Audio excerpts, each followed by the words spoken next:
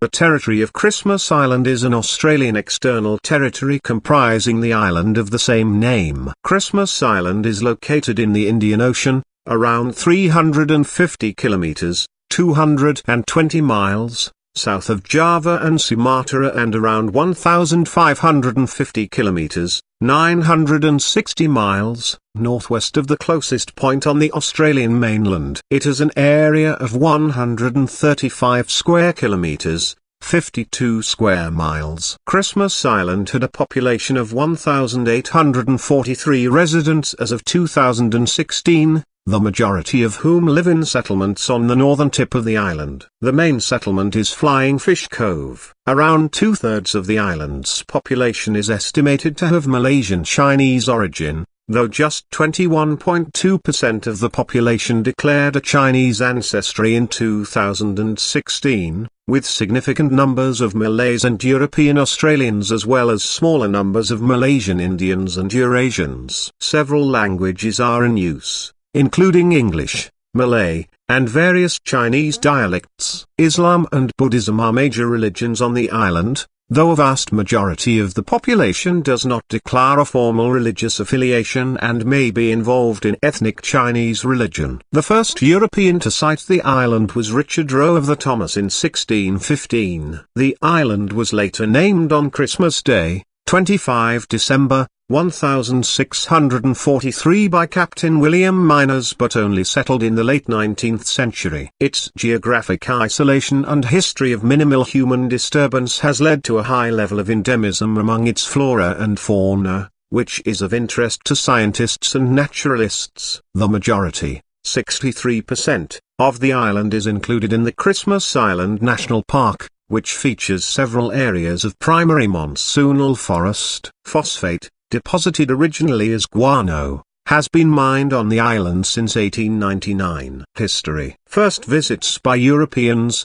1643. The first European to sight the island was Richard Roe of the Thomas in 1615. Captain William Myners of the Royal Mary, an English East India Company vessel, named the island when he sailed past it on Christmas Day. In 1643, the island was included on English and Dutch navigation charts as early as the beginning of the 17th century, but it was not until 1666 that a map published by Dutch cartographer Peter Goos included the island. Goos labelled the island Moni or Moni, the meaning of which is unclear. English navigator William Dampier, aboard the English ship Signet, made the earliest recorded visit to the sea around the island in March 1688. He found it uninhabited. Dampier gave an account of the visit which can be found in his Voyages. Dampier was trying to reach Cocos from New Holland. His ship was blown off course in an easterly direction,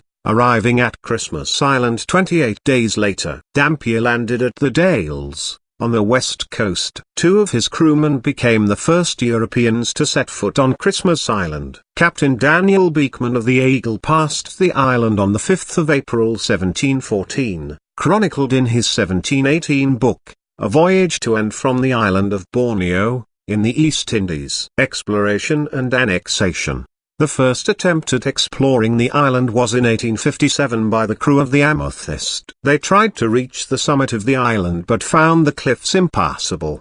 During the 1872-76 Challenger expedition to Indonesia, naturalist John Murray carried out extensive surveys. In 1886, Captain John McClure of HMS Flying Fish, having discovered an anchorage in a bay that he named Flying Fish Cove, landed a party and made a small collection of the flora and fauna. In the next year, Pelham Aldrich, on board HMS Egeria, visited the island for 10 days, accompanied by J.J. Lister, who gathered a larger biological and mineralogical collection. Among the rocks then obtained and submitted to Murray for examination were many of nearly pure phosphate of lime. This discovery led to annexation of the island by the British Crown on the 6th of June 1888. Settlement and exploitation. Soon afterwards, a small settlement was established in Flying Fish Cove by G.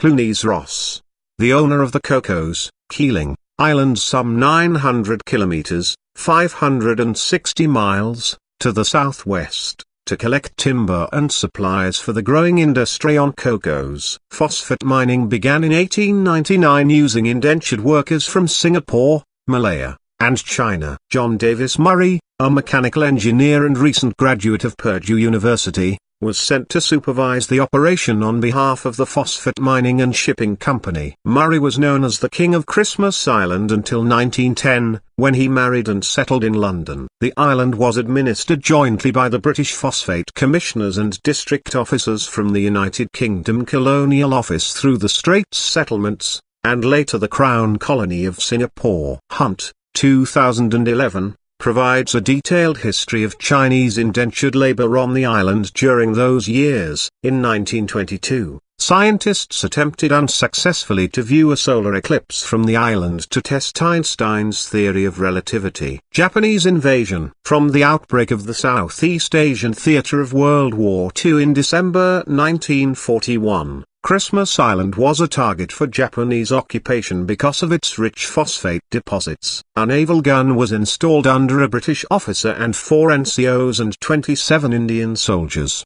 The first attack was carried out on the 20th of January 1942, by Japanese submarine I-59, which torpedoed a Norwegian freighter, the Eidsvold. The vessel drifted and eventually sank off West White Beach. Most of the European and Asian staff and their families were evacuated to Perth. In late February and early March 1942, there were 2 aerial bombing raids. Shelling from a Japanese naval group on 7 March led the district officer to hoist the white flag. But after the Japanese naval group sailed away, the British officer raised the Union flag once more. During the night of 10 to 11 March, a mutiny of the Indian troops, abetted by Sikh policemen, led to the killing of the 5 British soldiers and the imprisonment of the remaining 21 Europeans. At dawn on the 31st of March 1942, a dozen Japanese bombers launched the attack, destroying the radio station. The same day, a Japanese fleet of 9 vessels arrived, and the island was surrendered. About 850 men of the Japanese 21st and 24th Special Base Forces and 102nd Construction Unit came ashore at Flying Fish Cove and occupied the island. They rounded up the workforce, most of whom had fled to the jungle. Sabotaged equipment was repaired and preparations were made to resume the mining and export of phosphate. Only 20 men from the 21st Special Base Force were left as a garrison. Isolated acts of sabotage and the torpedoing of the Nisei Maru at the wharf on the 17th of November 1942 meant that only small amounts of phosphate were exported to Japan during the occupation. In November 1943, over 60% of the island's population was evacuated to Zurabayan prison camps, leaving a total population of just under 500 Chinese and Malays and 15 Japanese to survive as best they could. In October 1945, HMS Rother reoccupied Christmas Island. After the war, 7 mutineers were traced and prosecuted by the military court in Singapore. In 1947, 5 of them were sentenced to death. However,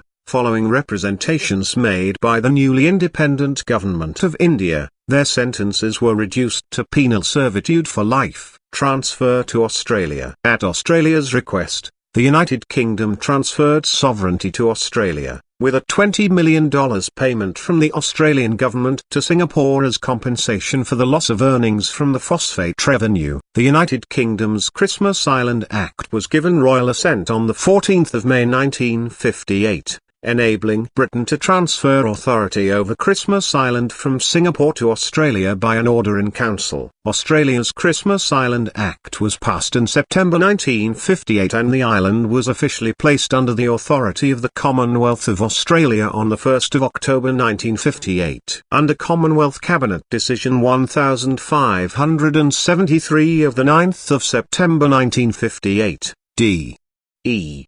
Nichols was appointed the first official representative of the new territory. In a media statement on 5 August 1960, the Minister for Territories, Paul Hasluck, said, among other things, that his extensive knowledge of the Malay language and the customs of the Asian people has proved invaluable in the inauguration of Australian administration. During his 2 years on the island he had faced unavoidable difficulties.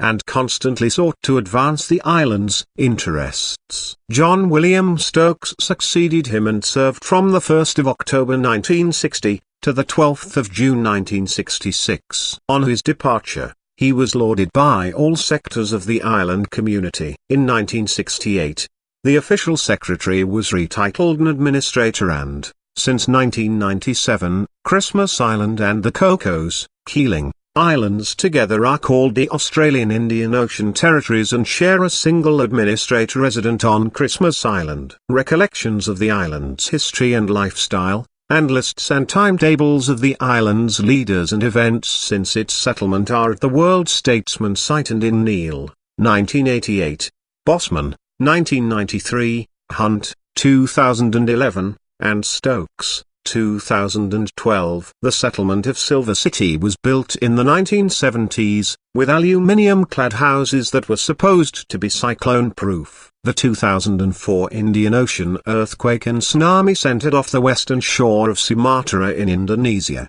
resulted in no reported casualties, but some swimmers were swept some 150 meters, 490 feet, out to sea for a time before being swept back in. Refugee and immigration detention. From the late 1980s and early 1990s, boats carrying asylum seekers, mainly departing from Indonesia, began landing on the island. In 2001, Christmas Island was the site of the Tampa controversy, in which the Australian government stopped a Norwegian ship, MV Tampa, from disembarking 438 rescued asylum seekers. The ensuing standoff and the associated political reactions in Australia were a major issue in the 2001 Australian federal election. The Howard government operated the Pacific Solution from 2001 to 2007, excising Christmas Island from Australia's migration zone so that asylum seekers on the island could not apply for refugee status. Asylum seekers were relocated from Christmas Island to Manus Island and Nauru. In 2006, an immigration detention center, containing approximately 800 beds, was constructed on the island for the Department of Immigration and Multicultural Affairs. Originally estimated to cost $276 million Australian dollars. The final cost was over $400 million. In 2007, the Rudd government decommissioned Manus Regional Processing Centre and Nauru Detention Centre. Processing would then occur on Christmas Island itself. In December 2010, 48 asylum seekers died just off the coast of the island in what became known as the Christmas Island boat disaster when the boat they were on hit rocks off Flying Fish Cove, and then smashed against nearby cliffs. In the case Plaintiff M61/2010 EV Commonwealth of Australia, the High Court of Australia ruled, in a 7-0 joint judgment, that asylum seekers detained on Christmas Island were entitled to the protections of the Migration Act. Accordingly, the Commonwealth was obliged to afford asylum seekers a minimum of procedural fairness when assessing their claims. As of the 20th of June 2013, after the interception of 4 boats in 6 days, carrying 350 people, the Immigration Department stated that there were 2,960 irregular maritime arrivals being held in the island's 5 detention facilities, which exceeded not only the regular operating capacity of 1,094 people, but also the contingency capacity of 2,724. The Christmas Island Immigration Reception and Processing Centre closed on the 30th of September 2018. On the 13th of February 2019 the Morrison government announced it would reopen the centre, after Australia's Parliament passed legislation giving sick asylum seekers easier access to mainland hospitals. Geography. The island is about 19 kilometres, 12 miles, in greatest length and 14.5 kilometers, 9.0 miles, in breadth. The total land area is 135 square kilometers, 52 square miles, with 138.9 kilometers, 86.3 miles, of coastline. The island is the flat summit of an underwater mountain more than 4,500 meters, 14,800 feet, high, which rises from about 4,200 meters, 13,780 feet, below the sea and only about 300 meters, 984 feet, above it. The mountain was originally a volcano, and some basalt is exposed in places such as the Dales and Dolly Beach, but most of the surface rock is limestone accumulated from coral growth. The karst terrain supports numerous anchialine caves. The summit of this mountain peak is formed by a succession of tertiary limestones ranging in age from the Eocene or Oligocene up to recent reef deposits, with intercalations of volcanic rock in the older beds. Steep cliffs along much of the coast rise abruptly to a central plateau. Elevation ranges from sea level to 361 meters, 1,184 feet.